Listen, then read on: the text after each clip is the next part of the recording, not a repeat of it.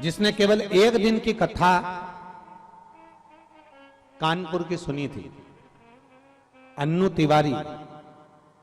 मैं अन्नू तिवारी, पति चंद्रकांता तिवारी, बर्रा 2 कानपुर के निवासी हूं। कहीं बैठी हैं? आप ही हैं? हाथ हिला दो एक बार ऐसे। श्री शिवाय नमस्तुभ्यम। जितने लोग एलईडी पर पत्र को पढ़ रहे हों, टीवी पर आस्था चैनल पर पत्र को पढ़ रहे हों, वो टीवी के माध्यम से भी पत्र को पढ़ सकते हैं। मैं अन्नू तिवारी, पत्री चंद्रकांता तिवारी, बर्रा 2 कानपुर की निवासी हूं। मेरा मोबाइल नंबर ये है। मैं बाबा की भक्ति का क्या गुणगान करूं गुरुदेव। शिव भगवान के प्रति मेरा भाव कम था, पर बाबा की कृपा से अब मैं भगवान को बहुत मानती हूं। मैंने कथा पहली बार आपको टीवी पर श्रवण करी है। कथा सुनने का मन मेरा केवल आपको कथा के माध्यम से, टीवी के माध्यम से जुड़ा। जब आप कानपुर में कथा करने आए तब पहली बार आपकी कथा सुनी थी। वो भी केवल एक सुनने का कारण इतना सा था, जिसके मुंह से सुनी थी उसने एक ही बात कही थी कि कहीं पंडाल में बैठकर कथा श्रवण करी जाती है, जो मांगा जाता है बाबा वो देता है। गुरुदेव, मेरी एक बीमारी ऐसी थी जिसके कारणवश मेरे को चक्कर आ जाते थे और सर्वाइकल के कारणवश मुझे तकलीफ बनी रहती थी। मैंने सोचा कि पहली बार मैं कानपुर में कथा हो रही है, सब कहते हैं कि एक दिन की भी अगर शिव पुराण तुम्हें सुनने को मिले तो सुनना, उसका फायदा, उसका लाभ मिलता है। मैंने कानपुर की शिव महापुराण की कथा केवल एक दिन की श्रवण करी गुरुदेव, और आज बाबा को धन्यवाद देने का मौका पूज्य गुरुदेव सतुआ बाबा ने दिया है, जिनके इस पावन प्रांगण में बैठकर मैं यहां अपने हृदय से कह सकती हूं आज मेरी पूरी बीमारी समाप्त हो चुकी है और मैं बाबा को यहां धन्यवाद देने के लिए। अब ठीक है बाबू, एक बार हाथ हिला दो। श्री शिवाय नमस्तुभ्यम। एक पत्र और है, बड़ा सुंदर लिखा।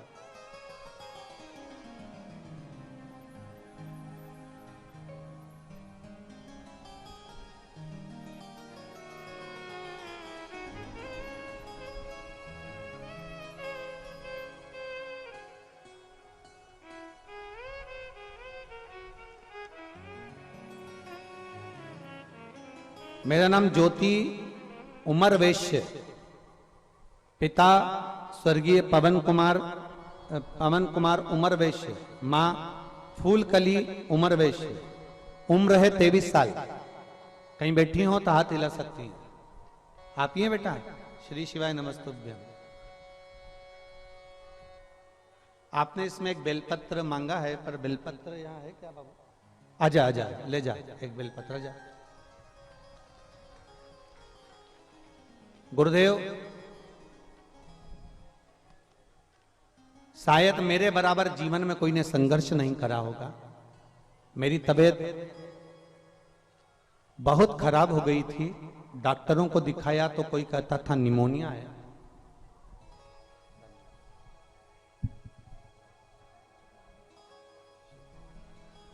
कोई कहता था निमोनिया है, कोई कहता था टीबी है। बीमारी का पता नहीं पड़ा। तब लखनऊ के हॉस्पिटलों में दिखाया, अल्ट्रासाउंड कराया तो मालूम पड़ा कि मेरे चेस्ट में दाईं तरफ गठान हो गई है। उस गठान का मालूम पड़ा तो उस गठान के फेफड़े में पानी भर चुका था और वहां एक गठान थी। गठान का मालूम पड़ते ही तब हमारा इलाज चालू हुआ, और वो गठान साधारण नहीं है, कैंसर की गठान है। गुरुदेव, कैंसर जैसी बड़ी बीमारी की गठान सुनकर आंखों से आंसू बह गया।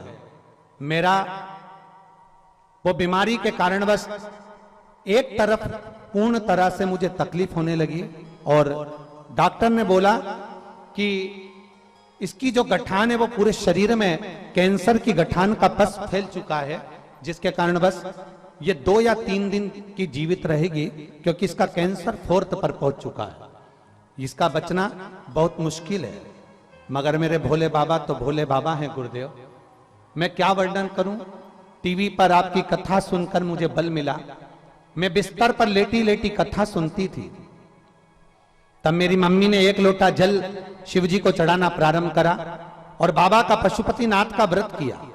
महाराज, मैं बाबा का क्या वर्णन करूं। 10 महीने 20 दिसंबर तक मैं फेफड़े में पानी भराता रहता था और मेरा कैंसर मुझे तकलीफ देता रहता था। पर जिस दिन से मैंने बेलपत्र खाना प्रारंभ करी और शिव जी पे चढ़ा हुआ जल पीना प्रारंभ करा, श्री शिवाय नमस्तुभ्यम का जाप करना प्रारंभ करा, आज मैं पूर्ण तरह से सुखी होकर मेरा कैंसर भी समाप्त हुआ और मेरा फेफड़े में पानी भरना भी समाप्त हुआ। मैं बाबा को यहाँ प्रणाम करने आया।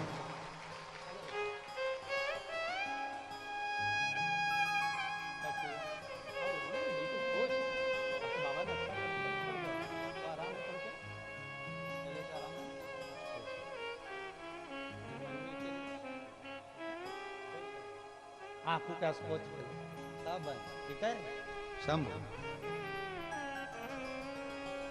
और तेरी कृपा बिना न हिले एक भी अणु, लेते हैं श्वास तेरी कृपा से करो करो। हे गंगाधार मुक्ति द्वार ओमकार तू, बोले ओमकार तू, आयो शरण तिहार शंभु तार तार। आप कैसे भी हो,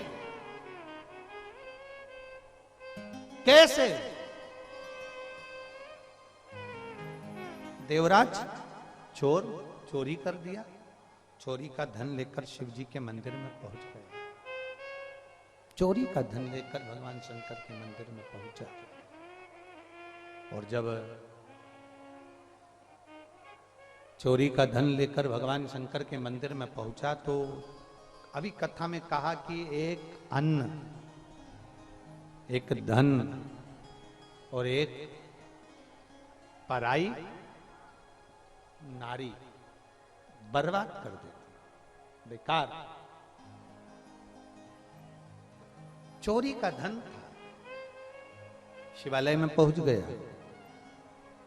कोई हर हर महादेव कहता तो इसको गुस्सा आ जाता, कोई भगवान शिव का नाम लेता तो इसको क्रोध आ जाता। कई लोग ऐसे भी हैं संसार सागर में जिनसे जय श्री राम कर लो तो भी उनको ऐसा लगता है कि ये दूसरी पार्टी के हैं।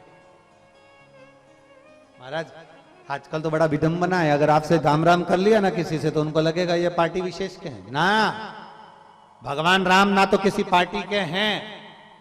भगवान राम तो जब हम पैदा हुए, हमारी श्वास सनातन धर्म का एक एक व्यक्ति जो मृत्यु लोक में जन्म लेता है उसकी श्वास में जितनी शरीर में श्वासें प्रतिदिन निकल रही होती है, उस श्वास में राम पहले से ही समाहित होता है। इसलिए जीव हमेशा जय जय श्री राम कहता रहता है। उसमें हमें यह नहीं सोचना कि कोई पार्टी विशेष का नाम है ना, भगवान का नाम लेने में हमें पीछे नहीं हटना। देवराज जैसे ही शंकर जी का नाम निकलता देवराज को क्रोध आता, अपने आप को थोड़ा क्रोध में अपने आप को मारने का प्रयास करता। चोरी का धन लिया, उठाया और चोरी का धन लेकर बाहर चले गया कि अब मुझे यहां आवाज नहीं आई, अब मुझे यहां आवाज नहीं आई। और चोरी का धन लेकर बाहर गया, फिर आवाज उसके कानों में पड़ने लगी, हर हर महा। जैसे ही वापिस आवाज आई, फिर वापिस जैसे ही आवाज आई, आवाज आते से देवराज अब मंदिर के प्रांगण से भी बाहर चले गए, बहुत दूर, बहुत दूर, जहां तक आवाज ना पहुंचे, कोई आवाज आए ही ना।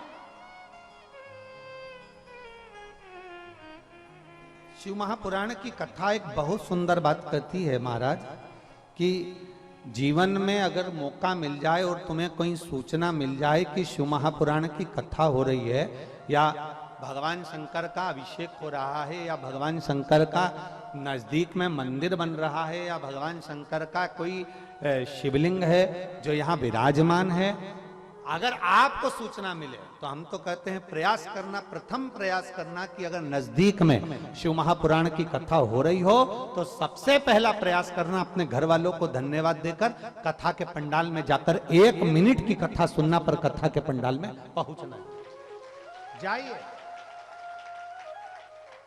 अब कोई कहे कि महाराज जी कथा में बैठने से क्या मिल जाएगा, क्या धन मिलेगा, सत्ता मिलेगी, समय मिलेगा, या कोई हमारे को बहुत प्रमोशन मिल जाएगा, या हमारे को बहुत सारा धन वैभव मिल जाएगा। शिव महापुराण की कथा कहती है तुम्हारा ना तो हम प्रमोशन की बात करेंगे, ना हम ये कहेंगे कि तुम्हें करोड़ों का धन मिलेगा, ना हम कहेंगे कि तुम्हारे को कुछ मिलेगा, पर इतना जरूर है अंतिम समय में जब प्राण छूट रहे हों, कोई ऐसी घटना घट गई हो और प्राण छूट रहे हों, और अंतिम समय में जब आईसीयू में पड़े होगे या वेंटिलेटर पर पड़े होगे, जैसे उस बेटी ने पत्र में लिखा कि मेरा तो सब कुछ चले गया था और सब समाप्त हो गया था, पर मेरा विश्वास शिव ने जीवित रखा, शंकर ने जीवित रखा।